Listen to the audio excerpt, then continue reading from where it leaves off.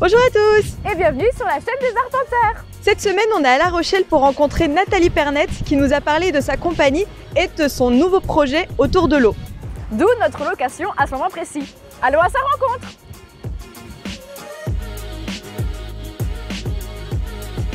Donc, en quelques mots, je suis Nathalie Pernette, je suis chorégraphe et danseuse de la compagnie du même nom.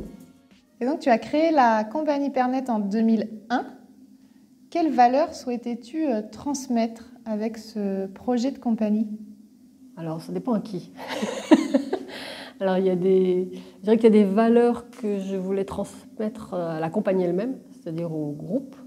C'est aussi celle d'un groupe soudé, qui s'entraide, fidèle, plein de droiture, je dirais, voilà, enfin, être honnête les uns avec les autres. Et puis dans un partage des tâches et dans une transparence aussi en termes de finances. C'est-à-dire que tout le monde sait combien est payé. Quand on prépare un budget, tout le monde sait voilà, quel est le budget de création d'une pièce, combien est payé les danseurs. Voilà. Et en fait, tout le monde est payé pareil. La seule chose qui change, c'est le temps de travail. En gros, ça c'est un petit peu les valeurs internes. Mais c'est super important parce que sinon, on a des équipes qui peuvent s'effriter au fil des ans. Après, au niveau du public, je dirais que c'est compliqué de répondre à cette question parce que quand on crée des spectacles, c'est aussi des visions du monde ou des solutions qu'on essaie d'apporter. Donc, elles courent avec le temps. Donc 10 ans ou 20 ans de carrière, ben, c'est autant de thèmes abordés, c'est autant de désir de faire comprendre que le corps est important, que le rapport à l'eau, c'est ce qui m'occupe en ce moment, ben, c'est quelque chose aussi de vital. Enfin bref, donc, ça c'est un chemin thématique que j'essaie de faire partager voilà, au fil des ans.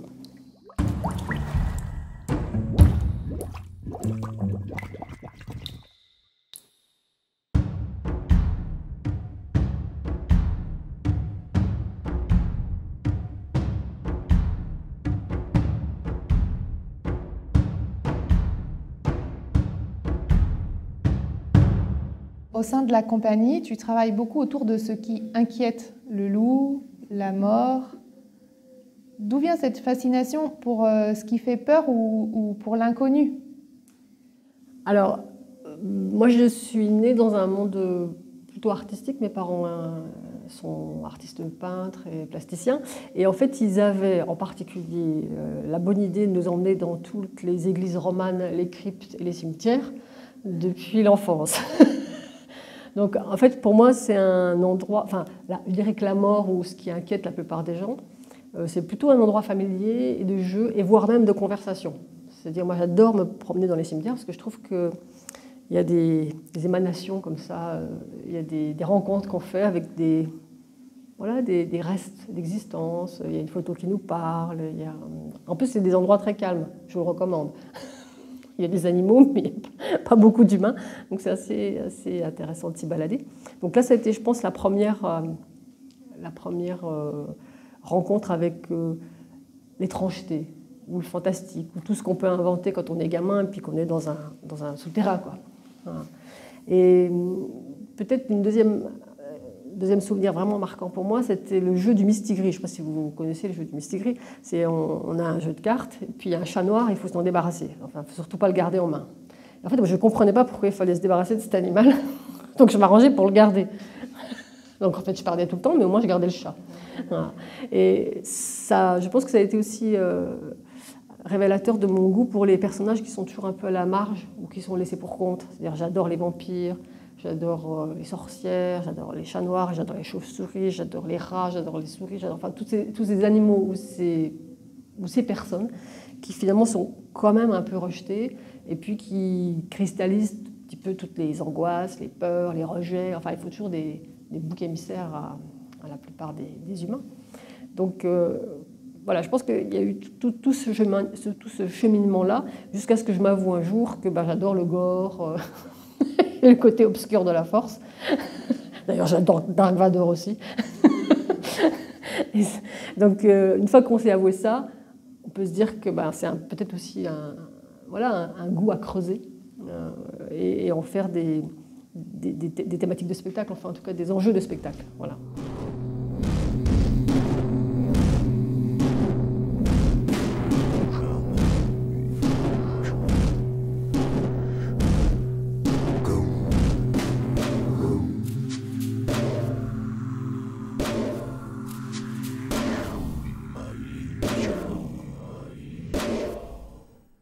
Et quel est ton prochain projet de création?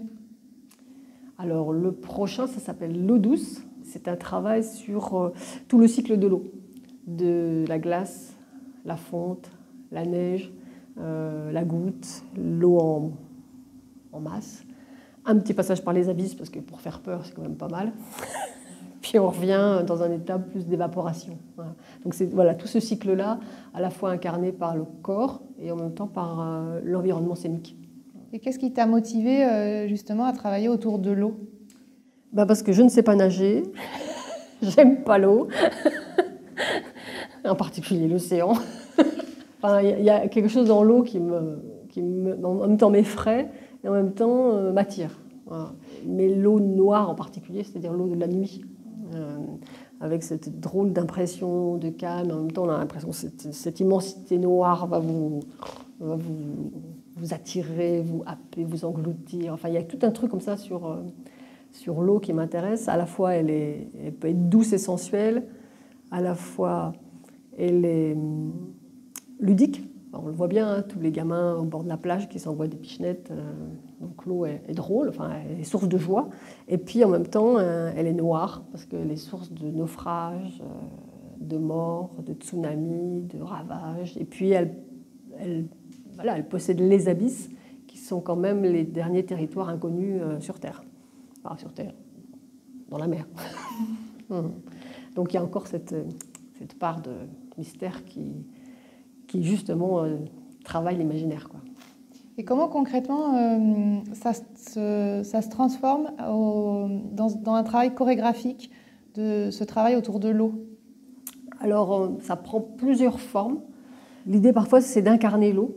C'est de trouver une fluidité, par exemple, qui est encore plus fluide que l'eau.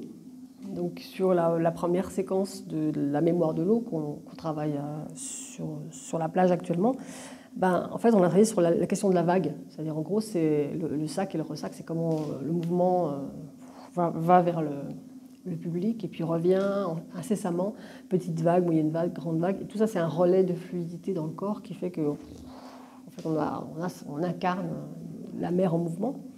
Et ça peut être aussi tout ce côté ludique, on l'exploite aussi, c'est-à-dire le travail sur les pichenettes. comment on peut envoyer de l'eau à son voisin. Voilà. Alors après, ça se chorégraphie, hein. C'est juste une question de technique et puis entre ça, enfin, il y a plein de gestes à inventer qui sont un peu plus riches que les gestes des enfants. Des adultes à la piscine, quoi. Voilà. Donc ça vient d'une observation du quotidien, mais nous, on fait grandir tout ça pour que ça devienne extraordinaire, quoi. Et puis après, il peut y avoir d'autres thématiques comme la noyade. Donc moi, je ne me suis jamais noyée, mais je sais que boire la tasse, enfin, ne pas réussir à rester hors de l'eau. Enfin, on sait que c'est beaucoup un travail sur la respiration, c'est-à-dire il y a la reprise d'air, puis finalement on se fait engloutir et on ressort, et jusqu'à finir par être désespérément au fond. Donc, c'est une observation parfois juste du quotidien ou des phénomènes naturels, et puis on les transforme pour en faire quelque chose de chorégraphié, et puis de pousser un peu les ingrédients de ces matériaux pour que ça devienne aussi, ou parfois grotesque, ou encore plus dur ou plus grave que la réalité. Et donc là, tu nous disais que vous aviez répété sur la plage, donc c'est un spectacle qui se joue proche de l'eau. Oui, alors c'est un spectacle qui se joue proche de l'eau, à la surface, dans l'eau, et voire même où les corps disparaissent carrément, parfois en tout cas. Mais on a besoin toujours d'eau, mais on a fait une première création en piscine, donc en février, c'est-à-dire que c'est une pièce modulable, c'est vraiment un spectacle qu'on peut moduler en fonction des espaces. Donc la piscine, c'est intéressant parce que tout le monde en a une image très sonore, hyper éclairée, sportive, ou enfin bon, c'est assourdissant. Enfin, voilà. Puis tout le monde a des bonnets, c'est moche. Enfin, bon, bref. Donc là, le but du jeu, je suis partie d'une hypothèse qui était que si on coupe le son de la piscine, c'est-à-dire tous les glou-glou de l'eau là, qui font que ça devient assourdissant, si on arrête les lumières et qu'on se retrouve en pleine nuit là-dedans, ça devrait avoir une autre atmosphère que celle qu'on connaît tous. Voilà. Et effectivement, c'est imparable, hein, c'est-à-dire qu'on a l'impression d'être dans un lac, au bord d'un lac en montagne. Il se dégage quelque chose d'étrange qui fait qu'on peut justement réveiller plein d'impressions et de monstres dans cette piscine. Donc à partir de là, on a établi une sorte de fil dramaturgique plutôt. On passe de l'eau douce à l'eau ludique, à l'eau noire, qu'on ne pervertit jamais. C'est-à-dire qu'on soit en piscine ou ailleurs, on garde ça. Mais on a créé des séquences où on pouvait danser dans 40 cm d'eau ou dans 1,10 m, disparaître, pas disparaître. On peut se noyer dans 10 cm d'eau. Donc en fait, c'est juste un travail d'adaptation chorégraphique. Voilà. Donc là, on est à La Rochelle pour travailler à une adaptation en bord de mer. Est-ce que c'est possible de finalement danser ce spectacle au bord de la mer ou de l'océan ?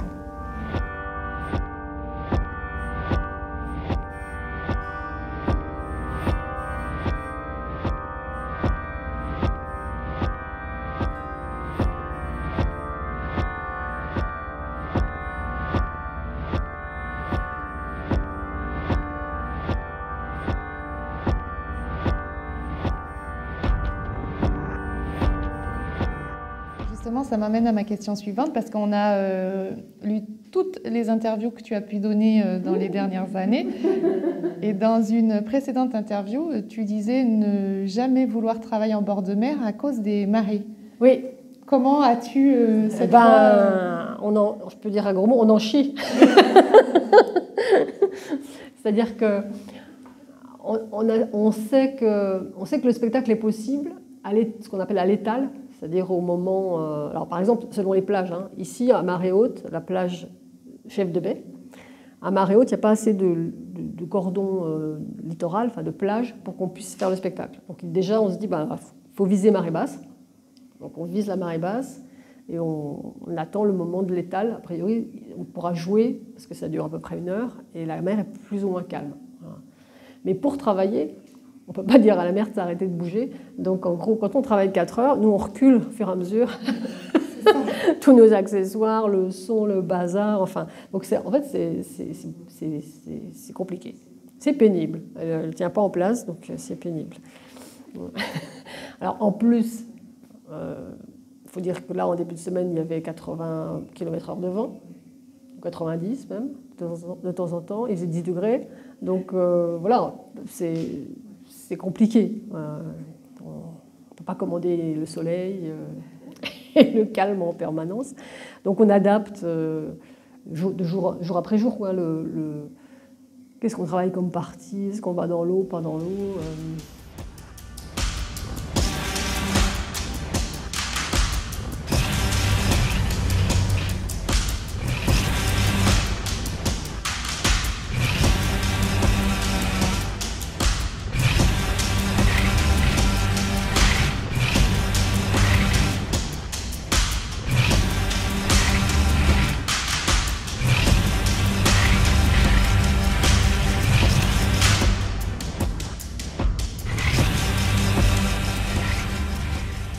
Quels sont les projets, au-delà de cette création, quels sont les projets de la compagnie aujourd'hui?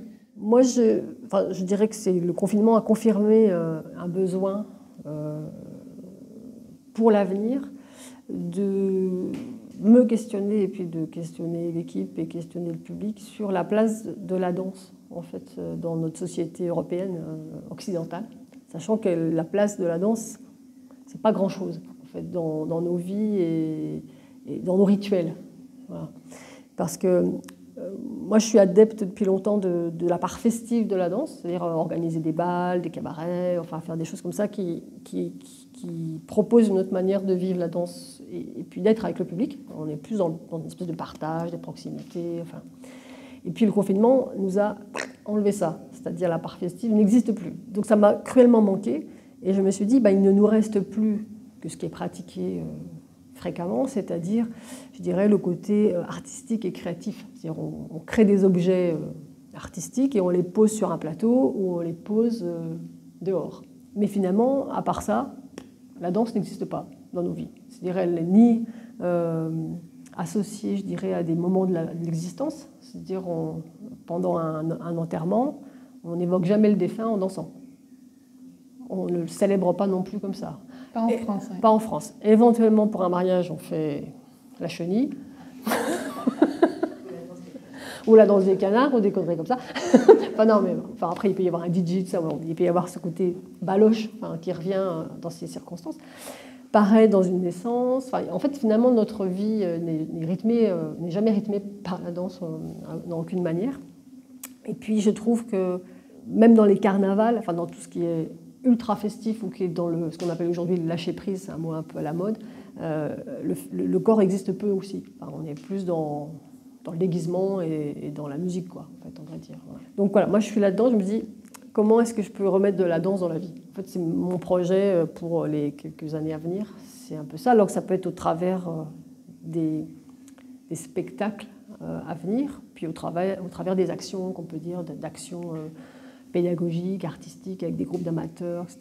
Donc j'ai un projet de carnaval, déjà, donc qui associe la compagnie et qui associera du public, en fait, de ville en ville ou de spectacle en spectacle, de contrat en contrat, que j'appelle Eyoka, ça veut dire c'est le fou, mais le fou divin en Sioux Lakota Teuton. C'est une autre de mes passions, c'est les Indiens d'Amérique. Et j'appelle ça la tête à l'envers. Enfin, le carnaval, de toute façon, il est là pour travailler à un passage. C'est pour passer d'une zone d'abondance, d'un moment d'abondance à la vache maigre. C'est pour ça qu'on l'avait mis en février. C'est-à-dire qu'il n'y a plus de récolte après, il n'y a plus rien, on se serre la ceinture, mais avant, on s'en donne un cœur joie. Voilà. En gros, il y a ce côté-là, il y a inversé les rôles. Donc, en fait, il est toujours là pour fêter un moment de transformation. Et moi, je me suis rapprochée d'une idée qui était développée aussi par les Indiens d'Amérique. Ils avaient inventé une danse qui s'appelait la danse de la crotte de nez. C'était les Indiens Cherokee. Et ils avaient inventé cette danse-là pour, en fait, se débarrasser de ce qui les emmerdait le plus au monde, c'est-à-dire les Blancs. Donc, ils se mettaient des masques avec des gros nez. Et en fait, c'était une danse assez grotesque, mais qui leur permettait d'expulser leur ras-le-bol de la société blanche et des envahisseurs, quoi, en fait. Donc moi, mon carnaval, c'est aussi celui que je voudrais inventer, c'est un carnaval pour se débarrasser de ce qui nous ennuie, voire davantage. Ça, c'est un projet qui est en train de mûrir pour 2023. Et après, j'ai plus une envie de créer une prière dansée. C'est-à-dire, pareil, le côté spirituel et la danse en Europe et en Occident, ça n'existe pas. Enfin, elle a été chassée des églises au bas Moyen-Âge. Avant, on dansait dans les églises, mais après, terminé. Alors que dans beaucoup d'autres pays, voilà, que ce soit les derviches tourneurs ou les danses thaï, on danse pour les dieux. C'est un moyen d'être en connexion avec des forces supérieures, comme on dit, quelles qu'elles soient. Et puis, en même temps, d'être un vecteur vis-à-vis des humains, spectateurs et des autres qui sont là, quoi. Donc je m'intéresse à ça, à cette question de créer un spectacle qui soit une vraie prière dansée, dans lequel peut-être il y a multiples influences qui sont digérées, mais qui peuvent être à la fois source de paix pour ceux qui dansent et source de paix pour ceux qui regardent. Enfin, un truc qui fait du bien, quoi. Et ça, c'est un projet pour 2024. 2024. Donc d'abord, on expulse tout pendant le carnaval, voilà, et après, ensuite, on retrouve un peu de verticalité. Merci beaucoup d'avoir regardé cette vidéo, on espère que ça vous a plu et nous en tout cas on a vraiment hâte de pouvoir voir ce projet une fois qu'il sera sorti. Si vous voulez nous soutenir, abonnez-vous, laissez-nous des commentaires ou mettez-nous des pouces. À la semaine prochaine!